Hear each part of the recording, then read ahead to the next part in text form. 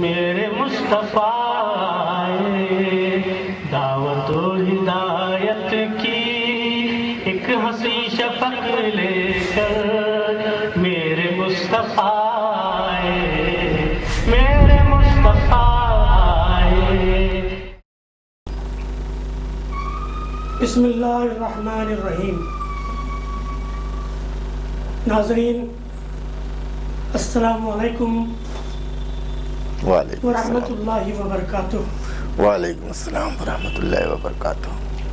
سیدھی بات T V channel کے ادبی پروگرام فکر و فن شعر و سخن میں آپ کا خیر مقدم ہے. میں ہوں عزیز بلگامی اور آج میرے ساتھ ہیں خانوادہ عبد المجید انصاری کے چشم و چراغ، بنگلور میں مقیم بنارس یو پی کے معروف شاعر جناب محمد حسنین اسجد صاحب، جو اپنی شاعری کے ذریعے نہ صرف اپنی قادر الکلامی کا ثبوت پیش کرتے ہیں بلکہ اپنی فنکارانہ نادر الکلامی سے اپنے قارئین اور سامعین کو چونکا دیتے ہیں. ان کی شاعری کی عمر اگرچہ صرف 20 سال ہے، لیکن ان کی شاعری کم عمر ہونے کے باوجود استادانہ رنگ لیے ہوئے نظر آتی ہے. گو کہ ان کے کلام کے گیسو سنوارنے اور اسے ایک مؤثر پیمایہ عطا کرنے میں بنارس کے دو اصحاب فکر و فن جناب مائل انصاری صاحب اور جناب غفران امجد صاحب کا نمایاں رول رہا ہے. تاہم اپنی شاعری کے آغاز کے 20 سال بعد وہ اپنی مشق کے ذریعے اس قابل ہو گئے ہیں کہ وہ اپنے اساتذہ کی شفقت کے سائے میں رہتے ہوئے آزادانہ طور پر اپنے فکر و فن کا لوہا منوا رہے ہیں اور اپنی منزل متعین کر چکے ہیں. مہمان موصوف نے ہماری گزارش پر ہمارے اسٹوڈیوز میں حاضر ہوئے ہیں. آپ کی پیدائش 1961 کی ہے اور کرناٹک اردو اکیڈمی نے 212 میں ان کا پہلا شعری مجموعہ کلام باز گشت کے نام سے شائع کیا ہے. ادبی مقاصد اور شعر و سخن کی خدمت کے لیے انہوں نے اپنے رفقا کے ساتھ اردو سوسائٹی بنگلور کی بنیاد بھی ڈالی ہے اور وہ اس وقت اس کے فاؤنڈر سیکرٹری بھی ہیں. اردو سوسائٹی بنگلور کے زیر اہتمام اب تک تقریباً 20 ادبی نشستیں منعقد ہو چکی ہیں. نیز فروری 2013 میں ایک کل ہند مشاعرہ، مئی 2015 میں ایک شام جوہر صدیقی کے نام اور دسمبر 2019 میں کل ہند مشاعرہ و جشن غفران امجد کے پروگرام اور متعدد مشاعروں کے علاوہ احمد نگر کی معروف شاعرہ ڈاکٹر قمر سرور صاحبہ کے شعری مجموعے اور ستارہ بن جا کی رسم اجرا کی تقریب بھی سوسائٹی کے زیر اہتمام منعقد ہو چکی ہے. حسنین اسجد صاحب، ایک قطعہ آج کے اس پروگرام میں میں آپ کی نظر کرنا چاہتا ہوں. عرض کیا ہے: اے خوب حضرت اسجد کی فکر، خوب ہے فن. اے خوب حضرت اسجد کی فکر، خوب ہے فن. قلم نفیس سلیقہ شعار شعر و سخن. قلم نفیس سلیقہ شعار شعر و سخن. پیام دی کی ہے موجود باز گشت اس میں. پیام دی کی ہے موجود باز گشت اس میں. بہت حسین ہے حسنین کے سخن کا چمن. ذرہ نمازی ہے حضور. بہت حسین ہے حسنین کے سخن کا چمن. حسنین اسجد صاحب، ہمارے اسٹوڈیوز میں آپ کا خیر مقدم ہے. آپ کے اپنے فکر و فن شعر و سخن کے سفر کے بارے میں ہم جاننا چاہیں گے کہ یہ سفر کیسا رہا اور اس وقت آپ اس راہ میں کہاں کھڑے محسوس کرتے ہیں؟ بس شروعات میں اپنے استاد مائل انصاری صاحب کے پاس اٹھنا بیٹھنا شروع کیا، جی لیکن میں بچپن سے مشاعروں میں جاتا تھا، جی تقریباً 10 سال کی عمر سے۔ اچھا ہمارے علاقے میں ہمارے مکان کے ارد گرد جو ہے اساتذہ کا مکان، حضرت مسلم الحریری، کیا حضرت نذیر بنارسی، سمجھے، اور ایسے ایسے تمام جو شعراء ہیں وہ ہمارے گھر سے 100-200 میٹر کے دوری پر کیا بات اساتذہ کا گھر۔ حفیظ بنارسی صاحب بالکل پڑوسی، کیا بات ہے۔ ابھی مولانا قاسم نعمانی صاحب جو دارالعلوم دیوبند کے محتمی میں پڑوسی ہیں، قریب بالکل سٹا ہوا مکان ہے، سمجھے۔ تو مشاعروں میں ایک شاعرات کا ایک مشاعرہ ہوا تھا وہاں کے نگرما پالیکا میں، جی اس کا ٹکٹ آ گیا میرے والد صاحب کے پاس، وہ گئے نہیں، میں چلا گیا، اچھا 10-12 سال کی عمر رہی ہوگی۔ تو میں گیا تو وہیں سے مجھے عادت پڑ گئی مشاعروں میں جانے کی، دور دور جاتا تھا، سمجھے، اتوار کو ہفتے کو یا اتوار کو مشاعرہ میں چلا جاتا تھا۔ جی شوق تو تھا سننے کا، لیکن یہ کبھی ذہن میں نہیں آیا کہ میں شعر کہہ بھی سکتا ہوں۔ اچھا اچھا لیکن مائل انصاری صاحب کے ساتھ اٹھتے بیٹھتے یہ مجھے ایسا احساس ہوا کہ یار مصرع تو ہم بھی لگا لے رہے ہیں، اچھا اچھا جی جی جی سمجھے۔ تو اکثر ان کو سنا دے کہ دیکھیے یہ مصرع میں نے لگا دیا اس پر، ٹھیک ہے، ہاں یار ٹھیک ہے، یا ٹھیک نہیں ہے تو اس کو وہ ٹھیک کر دیتے تھے۔ تو انہوں نے کہا کوشش کرو شاعر بن جاؤ گے، جی سمجھے۔ تو میں ایک ٹوٹی پھوٹی غزل لے کر ان کے پاس گیا، انہوں نے اس کو پھاڑ کر پھینک دیا، کہا اس کو پھر سے کہو، اچھا دوبارہ کہو اس کو۔ جی پھر میں نے کوشش کی، لے کر گیا، انہوں نے اس کو صحیح کر دیا۔ صحیح کر دیا تو میرے احباب جو تھے وہاں کے، انہوں نے ایک نشست منعقد کی، جی کھانے وغیرہ کا اہتمام ہوا، اور جو ہے ہماری جو ہے بسم اللہ خوانی اچھا پڑھنے کی جی ہو گئی، سمجھے۔ اور پھر چلتا رہا یہ سلسلہ، جی اور 2005 میں میں یہاں چلا آیا۔ اچھا 2005 میں جب میں یہاں آیا تو مائل انصاری صاحب نے غفران امجد صاحب کے حوالے کیا مجھے۔ اچھا وہ ایسے ہوا کہ میرے بعد غفران امجد صاحب یہاں آئے، جی لیکن انہوں نے ان سے کہا کہ آپ جا رہے ہیں بنگلور تو حسنین حضرت کو آپ دیکھ لیجئے گا، جی ان کے میں جو خامیاں رہیں گی اسے آپ دیکھ لیجئے گا۔ تو 2005 میں مارچ میں آیا ہوں، اور 31 دسمبر کو یا 1 جنوری کو 2006 میں غفران امجد صاحب آئے ہوئے ہیں۔ اچھا تو وہ جب سے آ گئے تو پھر انہی سے میں نے، اور چل رہا ہے، لیکن میں اپنے آپ کو آج بھی طفل مکتب سمجھتا ہوں۔ اچھا جی ویسے میں اور میرے خیال میں سیکھنے کی کوئی عمر نہیں ہوتی، بالکل صحیح، پوری زندگی شاعر کو سیکھنا ہے۔ ایک وکیل جو ہے تو 5 سال پڑھ کر کے ڈاکٹر، 5 سال پڑھ کے ڈاکٹر ہو گیا، کمپلیٹ ہو گیا۔ لیکن ایک مداخلت کروں گا جی کہ 1961 کی آپ کی پیدائش ہے، جی 1999 جی تک پہنچنے تک آپ نے کوئی شعر نہیں کہا، کوئی شعر نہیں کہا۔ یعنی اتنا وقفہ کیسے ہوا، اور جو ادبی ماحول تھا آپ کے اطراف، جی اس کی وجہ سے آپ بہت پہلے آپ کو شعر کہنا چاہیے تھا؟ ہاں کہنا چاہیے تھا، لیکن کبھی سوچا ہی نہیں۔ اچھا ہاں شعر سمجھنے لگا تھا، شعر فہمی تھی، جی مشاعروں کا شوق تھا کہ پوری رات ہمارے یہاں مشاعرہ ہوا ہے۔ ایسا بھی ہوا ہے کہ فجر کے وقت بند ہوا، اچھا پھر شروع ہوا، پھر وہ 9 بجے تک چلا، 10 بجے تک چلا۔ ایسا بھی آل انڈیا مشاعرہ بنارس میں ہوتا ہے، اور آج بھی جو بینیا باغ کا مشاعرہ ہے اس میں لگ بھگ 50,000 آدمی رہتے ہیں، 50,000۔ بینیا باغ کا مشاعرہ جو ہے ذہن میں نہیں آیا، لیکن جب بتایا نا، جب مائل صاحب کے پاس اٹھنا بیٹھنا شروع ہوا، ان سے بے تکلفی ہوئی تو مصرع ہونے لگا۔ اچھا یہ بتائیے حسنین حضرت صاحب کہ آپ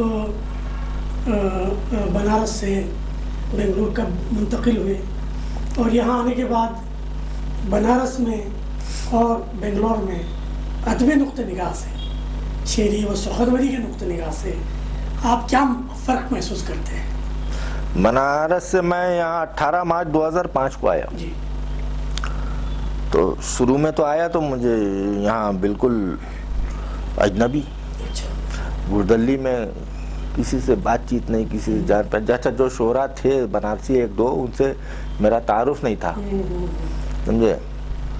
اور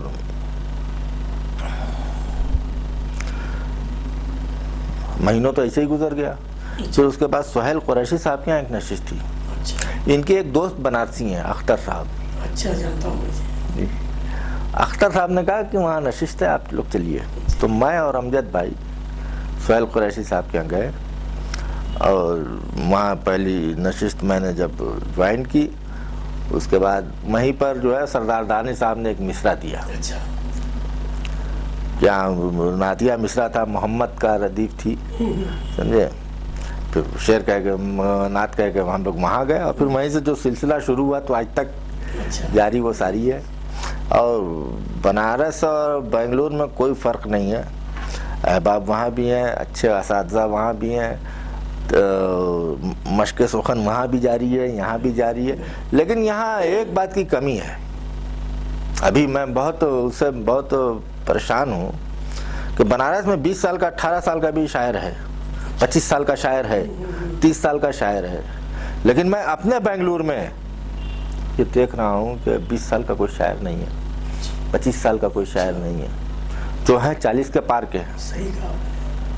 یہ پیڑھی جب ختم ہو جائے گی تو کہاں ہے, کوئی نہیں ہے. 18 سال 20 سال 25 سال کا کوئی شاعر نہیں ہے, سب 40 کے پار کے ہیں. بہت اہم بات ہے یہ ایک بات جو ہے مجھے بہت زیادہ اس کا جو ہے دکھ ہے. بہت صحیح کہا. دوسری بات, بنارس میں شعراء کرام کو بلایا جاتا ہے تو انہیں ان کا استحصال نہیں ہوتا. اور یہاں کا معاملہ ایک یہ ہے, جو بڑے مشاعرے ہو رہے ہیں, ارے یار پیسہ کیا لوگے, مجھ سے دعا لو, میں تمہیں اگلا پروگرام دلاؤں گا, فلاں کا پروگرام ہونے والا ہے دلاؤں گا. یہ ایک بات غیر مناسب ہے ہمارے خیال میں کہ وہ شعراء کرام کو بلا کر کے انہیں جو ہے اس طرح سے کہنا. بنارس میں یہ بات نہیں ہے, بلایا ہے تو انہیں کچھ نہ کچھ. یعنی آپ بنگلور کی بات کر رہے ہیں؟ ہاں, بنگلور میں یہ بات ہو رہی ہے. اس بار فری میں پڑھ دو, اگلی بار تمہیں وہاں کوئی اچھا پروگرام میں دلاؤں گا, تمہیں موقع دلاؤں گا, تمہیں میں دعا دوں گا. یہ نہیں ہونا چاہیے, یہ شعراء کا حق ہے. جی حسن بھائی, جی ملک کے جو حالات ہیں آپ کے سامنے ہیں, ایک پوری کی پوری ملت اس وقت پریشانی سے گزر رہی ہے. میں ایک قلمکار اور ایک شاعر کی حیثیت سے جاننا چاہوں گا کہ آپ کے ان حالات کے بارے میں کیا احساسات ہیں.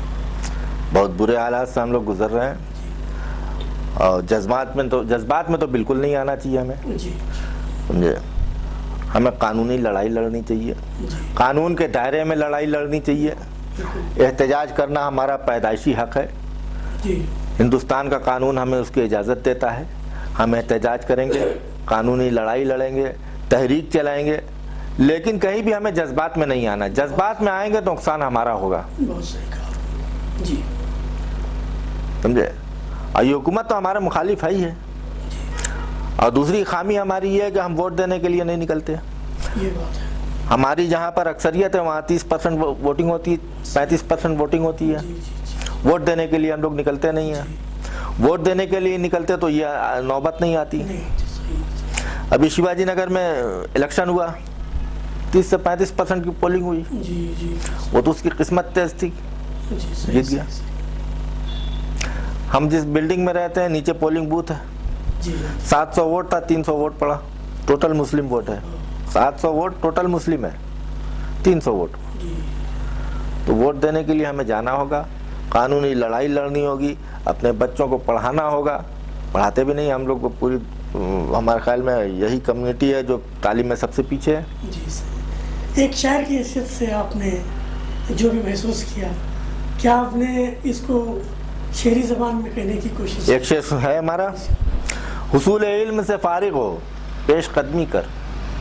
اچھا, حصول علم سے فارغ ہو پیش قدمی کر, پھر اس کے بعد وہ روکے تو احتجاج بھی ہو. سبحان اللہ. میں اس کی 5 شعر کہیے تو اجازت ہو تو اس کو बगैर देखे मैं पढ़ नहीं सकता, जी इंशाअल्लाह।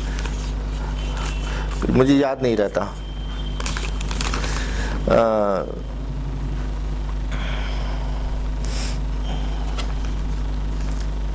हाँ, मुहासिबीन के नरगे में तख्तो ताज भी हो, अच्छा, मुहासिबीन के नरगे में तख्तो ताज भी हो, फ़क़ीह शहर की इल्लत पे एहतजाज भी हो। वाह, मुहासिबीन के नरगे में तख्तो ताज भी हो, फ़क़ीह शहर की इल्लत पे एहतजाज भी हो।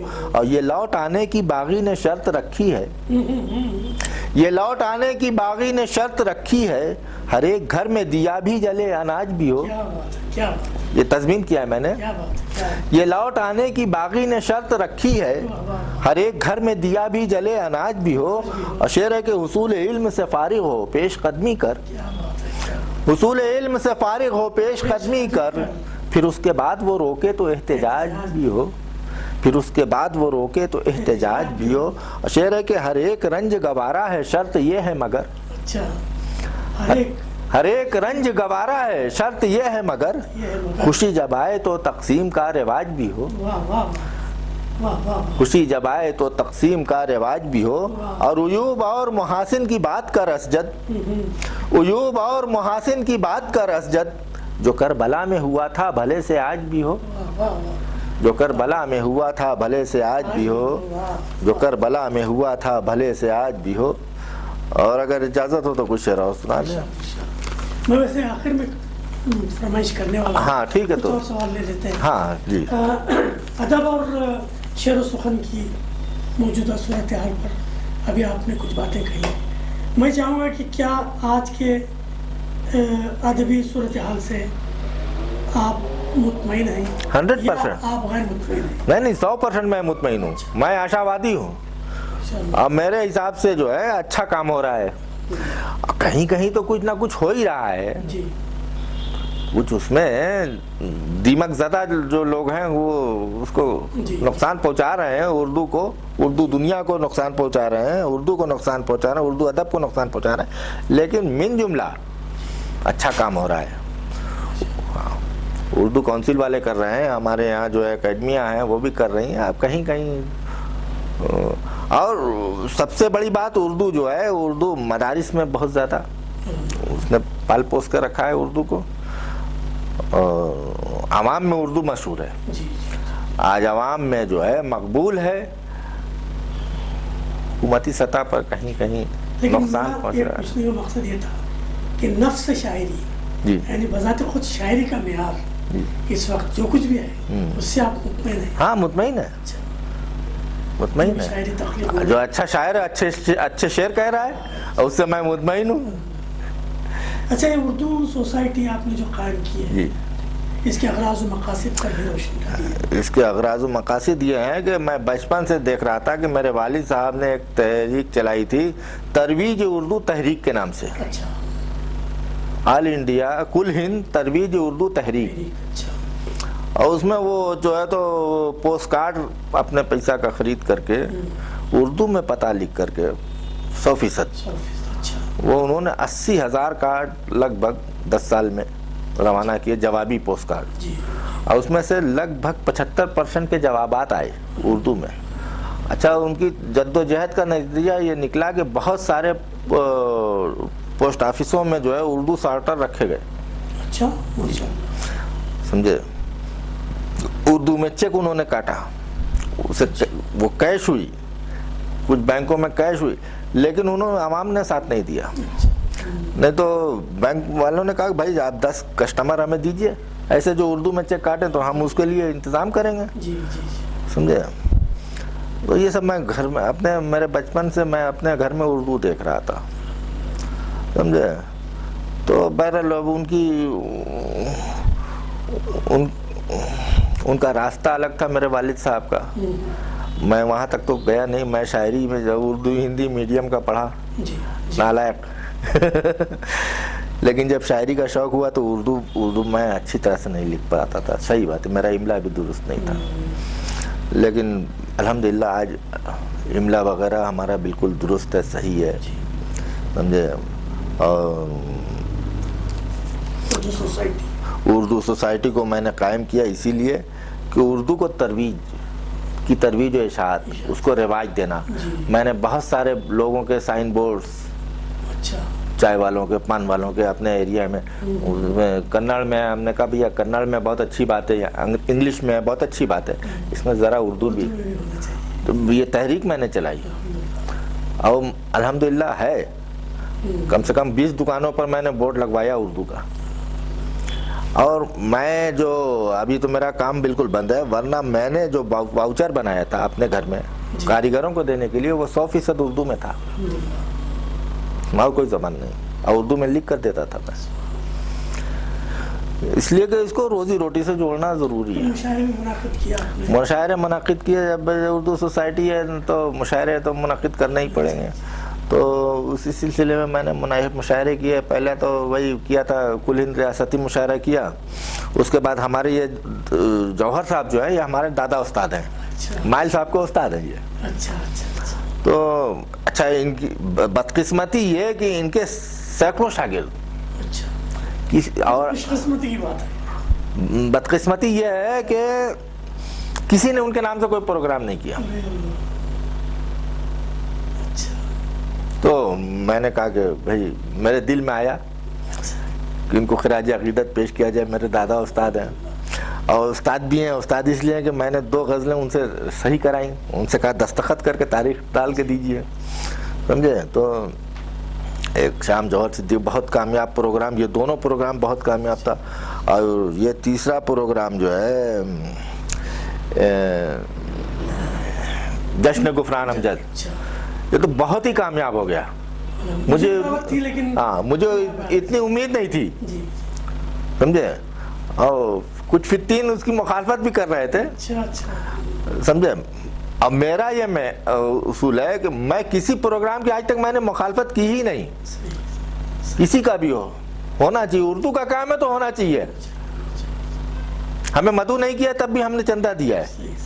یہ بھائی اپنی اپنی سوچ ہے. تو یہ اردو سوسائٹی بنگلور کا یہی معاملہ ہے. ہم اشتہارات بھی اکثر جو ہے شائع کرتے رہتے ہیں اردو کی ترویج و اشاعت کے لیے. اردو گلدلی میں لگتا رہتا ہے ماشاءاللہ, سمجھے. ہم جو ہے یہ سب کام کر رہے ہیں, ترویج و اشاعت اس کا مین. حسنین اسجد صاحب نثر نگاری کی طرف توجہ نہیں دیا. نہیں بتایا نا, ہندی میڈیم کا نالائق ہوں میں. نثر نگاری کی طرف توجہ نہیں دے سکا میں. اور وہ فکر معاش, فکر سخن, فکر آ گئی, کٹتی ہے زندگی میری کس کی سزا میں, سمجھے. یہ آپ کی جو کتاب باز گشت ہے, جی, یہ کب منظر عام پر آئی, اور اس کے بعد کیا منصوبے ہیں آپ کی اگلی کتابوں کی اشاعت کی؟ اگلی کتاب کے بارے میں تو ابھی نہیں سوچا. باز گشت تو انہونی طور پر منظر عام پر آئی. ہوا یوں کہ حافظ کرناٹکی صاحب چیئرمین تھے, ہر ہفتے ہی ان سے ملاقات ہوتی تھی. آفس میں چلے جاتے تھے, کبھی وہ یاد کر لیتے تھے, کسی پروگرام وغیرہ کے سلسلے میں یاد کر لیتے تھے, کبھی ہم اپنی مرضی سے چلے جاتے تھے. تو انہوں نے کہا کسی کا مسودہ شائع ہو تو جمع کرا دو بھائی, شائع ہو جائے گی کتاب. تو میرے ایک دوست ہیں, میں نے ان سے کہا کہ مسودہ یار تمہارا ریڈی ہے, تم اس کو جمع کر دو, کتاب شائع ہو جائے گی. انہوں نے, حافظ صاحب نے 8 دن کا مجھے وقت دیا تھا, سمجھے. اب 8 دن ہو گیا, 10 دن ہو گیا, صاحب مسودہ لائے ہی نہیں. پھر حافظ صاحب سے ملاقات ہوئی, وہ بیزار ہم سے, یار تم سے ایک کام کہا تو وہ بھی نہیں کیا, کسی کا مسودہ نہیں لائے, تمہارا کہاں ہے؟ تو میں نے کہا میں نے تیاری نہیں کیا. کہا لے کر آؤ دیکھیں. بیاض لے کر میں نے جا کر ان کے سامنے رکھ دی. انہوں نے 2-4 ورق دیکھا, ورق گزاریں گا, کہا کہ 2 دن کے اندر ڈی پی کرا کر کے اس کو آپ نے کر دی ایک رات میں. وہ میرا ایک ابھی سالار میں ہے, پہلے سہارا میں تھا, میرا دوست ہے احمد عمری. ایک رات میں ڈی پی کیا اس نے. دوسرے دن اس کو میں نے چیک کیا, خمار صاحب سے لکھوایا, اور موقع نہیں تھا. 2 دن میں کس سے لکھوائیں گے بھائی, کوئی ہمارا ملازم تو ہے نہیں. سب تو خمار صاحب سے کہا ایسا ایسا معاملہ ہے. انہوں نے جتنا لکھ سکے وہ 1 دن میں لکھا انہوں نے. بہرحال 3 دن کے تیسرے دن میں نے مسودہ جمع کر دیا, اور اس طرح جو ہے کتاب منظر عام پر آ گئی. یہ آئی ہے شاید, اس کا اجرا ہوا تھا 13 نومبر 2012, اور میں بنارس میں تھا، اجرا میں میں شریک نہیں تھا، اس لیے کہ 17 نومبر کو اجرا ہوا ہے، آپ کی غیر موجودگی میں؟ موجودگی 13 نومبر کو میری والدہ کا انتقال ہو گیا بنارس میں، اور 17 کو اجرا تھا تو میں بنارس میں تھا۔ ہاں حسنین اسجد صاحب، ایک خوشخبری جی آپ کو سنانا چاہ رہا ہوں جی کہ فکر و فن شعر و سخن کو شروع کرنے کے بعد آپ جی 50ویں قسط میں حاضر ہیں۔ یہ میری خوش قسمتی ہے، خوش قسمتی ہے، ہماری بھی خوش قسمتی ہے کہ آپ جیسا شاعر آج کے پروگرام میں حاضر ہے۔ میں چاہوں گا کہ آپ ہمارے پروگرام فکر و فن شعر و سخن کے بارے میں اپنے تاثرات سے ہمیں اور ہمارے ناظرین کو آگاہ فرمائیں۔ سب سے پہلے تو 50ویں پروگرام کے لیے میں مبارکباد دوں گا، اور میں آپ کی شال پوشی کرنا چاہتا ہوں، اگر اجازت ہو تو ابھی کر دیں۔ اس کی تو ضرورت نہیں تھی، نہیں پھر بھی البتہ کسی بعد میں بھی کر لیتے ہم لوگ۔ نہیں ٹھیک ہے۔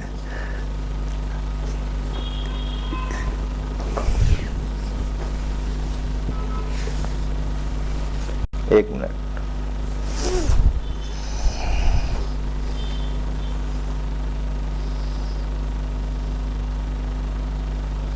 بہت بہت شکریہ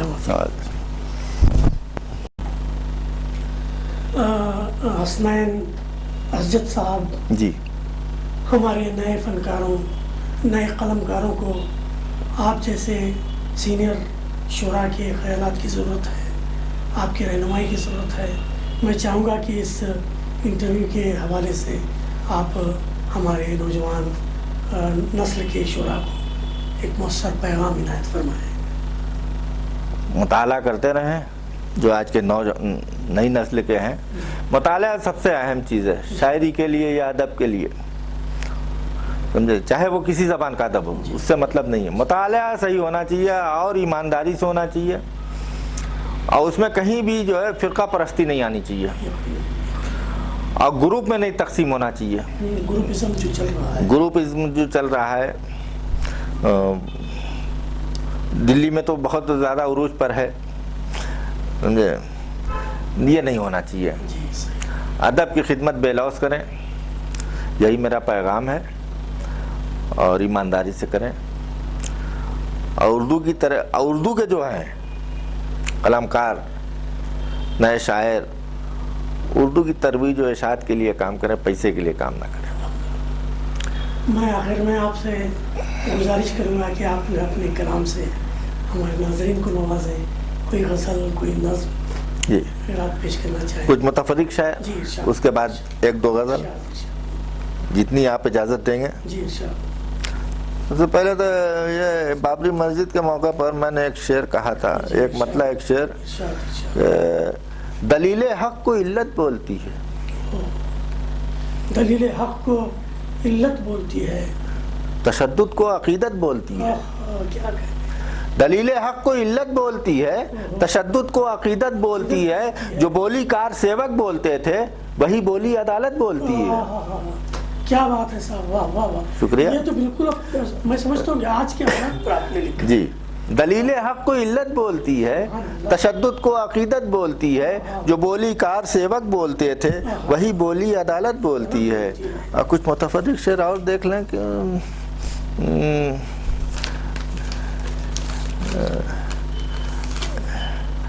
دیکھیں کہ اس طرف تو سبھی منصب دار ہیں، آؤ چلیں، اچھا، اس طرف تو سبھی منصب دار ہیں، آؤ چلیں، اس طرف کچھ صاحب کردار ہیں، آؤ چلیں، آؤ چلیں، اس طرف کچھ صاحب کردار ہیں، آؤ چلیں، اور سنگ ریزے دندناتے ہیں جدھر دیکھو ادھر، اچھا، سنگ ریزے دندناتے ہیں جدھر دیکھو ادھر، پھول خصلت جو بھی ہیں مسمار ہیں، آؤ چلیں، پھول خصلت جو بھی ہیں مسمار ہیں، آؤ چلیں، اور ظالموں کے ہاتھ پر بیعت کبھی ممکن نہیں، اچھا، واہ واہ واہ، ظالموں کے ہاتھ پر بیعت کبھی ممکن نہیں، ظلمتوں کے سبھی پیروکار ہیں، آؤ چلیں، آؤ چلیں۔ اور ایک شعر، ایک مطلب ایک شعر اور دیکھیں کہ کچھ کھلونوں سے بہل جانے کے عادی ہو گئے، کچھ کھلونوں سے بہل جانے کے عادی ہو گئے، اور کچھ باغی طبیعت کے تھے باغی ہو گئے، کچھ کھلونوں سے بہل جانے کے عادی ہو گئے، اور کچھ باغی طبیعت کے تھے باغی ہو گئے۔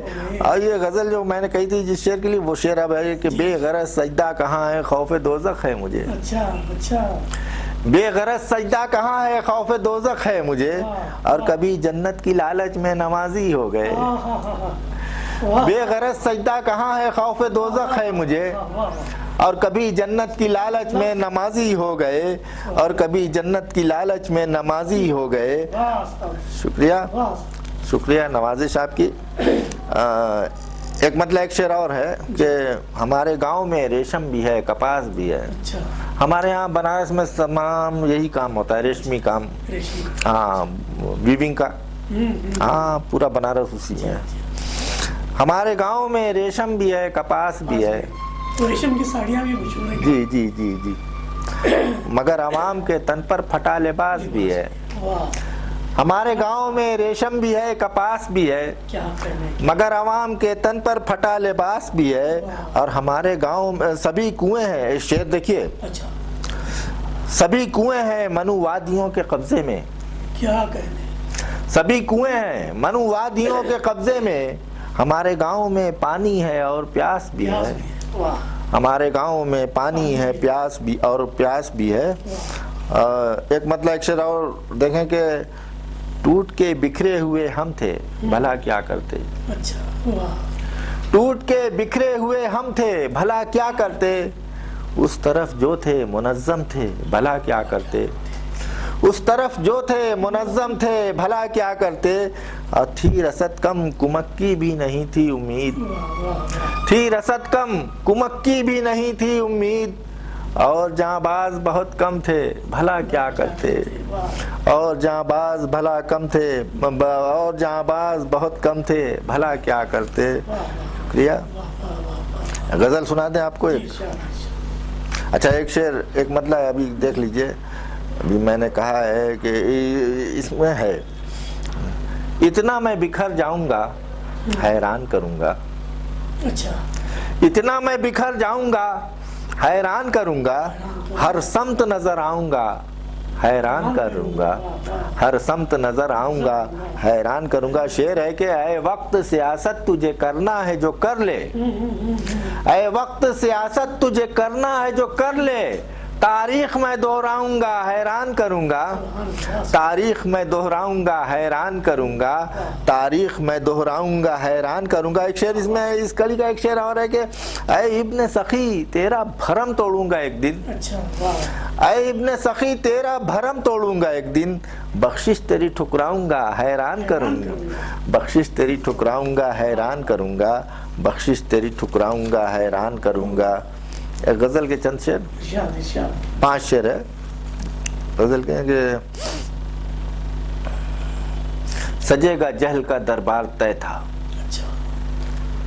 سجے گا جہل کا دربار طے تھا، اچھالی جائے گی دستار طے تھا، سجے گا جہل کا دربار طے تھا، شکریہ، اچھالی جائے گی دستار طے تھا، اور وہ جو انکار سجدہ کر رہا تھا، وہ جو انکار سجدہ کر رہا تھا، بہت پہلے سے وہ انکار طے تھا، شکریہ، وہ جو انکار سجدہ کر رہا تھا، بہت پہلے سے وہ انکار طے تھا، وہ جو انکار سجدہ کر رہا تھا، وہ جو انکار سجدہ کر رہا تھا، بہت پہلے سے وہ انکار طے تھا، بہت پہلے سے وہ انکار طے تھا۔ اور شعر ہے کہ کبھی اندھا کنواں یوسف کا مسکن، کبھی اندھا کنواں یوسف کا مسکن، کبھی بکنا سرے بازار طے تھا، شکریہ، کبھی اندھا کنواں یوسف کا مسکن، کبھی بکنا سرے بازار طے تھا، اور زلیخا کی طلب انکار یوسف،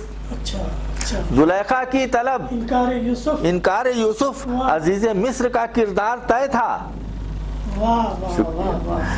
واہ واہ زلیخا کی طلب انکار یوسف، واہ واہ عزیز مصر کا کردار طے تھا، واہ واہ عزیز مصر کا کردار طے تھا۔ ایک شعر اور ہے کہ اس میں کہ در ایوب پر ہی بیٹھنا تھا، در ایوب پر ہی بیٹھنا تھا، نوازے جائیں گے انصار طے تھا، نوازے جائیں گے انصار طے تھا، نوازے جائیں گے انصار طے تھا، نوازے جائیں گے انصار طے تھا۔ ایک اور نظر ہاں جی ضرور۔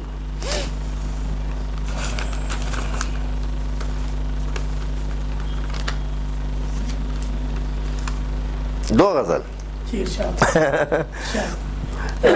جماعت جو مدت سے گمراہ تھی، جماعت جو مدت سے گمراہ تھی، جماعت جو مدت سے گمراہ تھی، عدالت اسی کی بہی خواہ تھی، سبحان اللہ، جماعت جو مدت سے گمراہ تھی، عدالت اسی کی بہی خواہ تھی، اور انا میں نے گروی رکھی بار بار، اچھا انا میں نے گروی رکھی بار بار، بہت مختصر میری تنخواہ تھی، واہ واہ شکریہ۔ واہ واہ واہ سبحان انا میں نے گروی رکھی بار بار، بہت مختصر میری تنخواہ تھی۔ شکریہ شکریہ، ذرا نوازی کا شکریہ۔ اب بہکنے کا موقع ملا تو مگر، بہکنے کا موقع ملا تو مگر، روایت قبیلے کی ہمراہ تھی، روایت قبیلے کی ہمراہ تھی، روایت قبیلوں کی ہمراہ تھی۔ شکریہ شکریہ۔ اور شعر ہے کہ غریبوں کے گھر میں بھی شمعیں جلیں، غریبوں کے گھر میں بھی شمعیں جلیں، حقیقت نہیں تھی یہ افواہ تھی، واہ تھی واہ واہ غریبوں کے گھر میں بھی شمعیں جلیں۔ شکریہ شکریہ نواز۔ واہ غریبوں کے گھر میں بھی شمعیں جلیں، حقیقت نہیں تھی یہ افواہ تھی۔ اور شعر آخر یوں ہے کہ محبت میں شیخو کے پاگل تھی وہ، اچھا محبت میں شیخو کے پاگل تھی وہ، محل کے چلن سے بھی آگاہ تھی، محل کے چلن سے بھی آگاہ تھی، محبت میں شیخو کے پاگل تھی وہ، محل کے چلن سے بھی آگاہ تھی۔ اور مقطع یوں ہے کہ یہاں اور وہاں جیسی دوری رہی، یہاں اور وہاں جیسی دوری رہی، بظاہر وہ اسجد کے ہمراہ تھی، بظاہر وہ اسجد کے ہمراہ تھی، یہاں اور وہاں جیسی دوری رہی، بظاہر وہ اسجد کے ہمراہ تھی۔ اس میں بھی ایک دو شعر اچھا ہے، اس لیے میں سنا دینا چاہتا ہوں کہ آپ سے بھی وصول لی جائے، بڑی محنت کر لگتی ہے شعر کہنے میں۔ مطلب یوں ہے کہ سچ پہ گردے ملامت اڑا دی گئی، سچ پہ گردے ملامت اڑا دی گئی، سچ پہ گردے ملامت اڑا دی گئی، اچھا اڑا دی گئی، اس طرح آئینے کو سزا دی گئی، سچ پہ گردے ملامت اڑا دی گئی۔ شکریہ۔ اس طرح آئینے کو سزا دی گئی، اور ایک جھوٹی کہانی کی بنیاد پر، اچھا ایک جھوٹی کہانی کی بنیاد پر، شمع نفرت کی ہر سو جلا دی گئی، شمع نفرت کی ہر سو جلا دی گئی۔ شکریہ۔ اور شعر یوں ہے کہ ظلم کرنے پہ اس کو نوازا گیا، ظلم کرنے پہ اس کو نوازا گیا، لب کشائی پہ مجھ کو سزا دی گئی،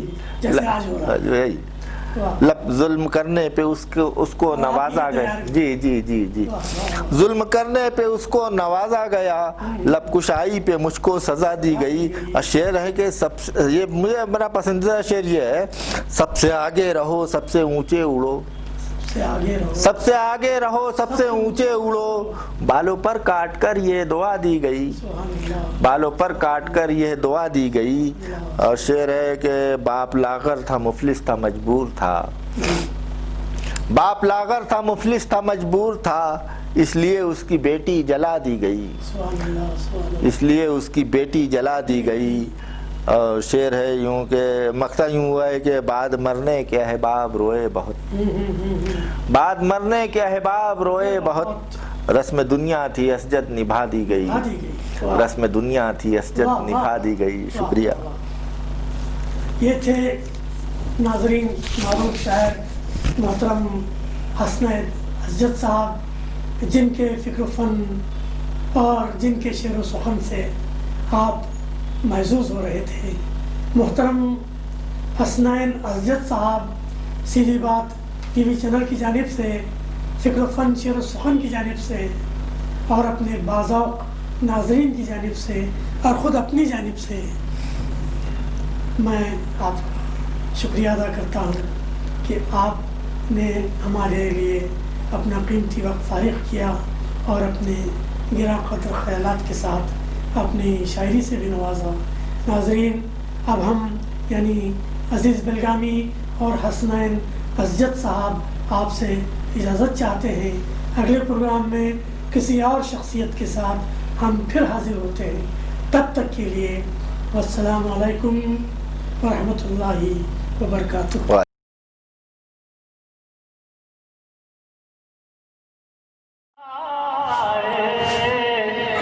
मेरे मुस्तफा दावत हिदायत की एक हंसी शफक ले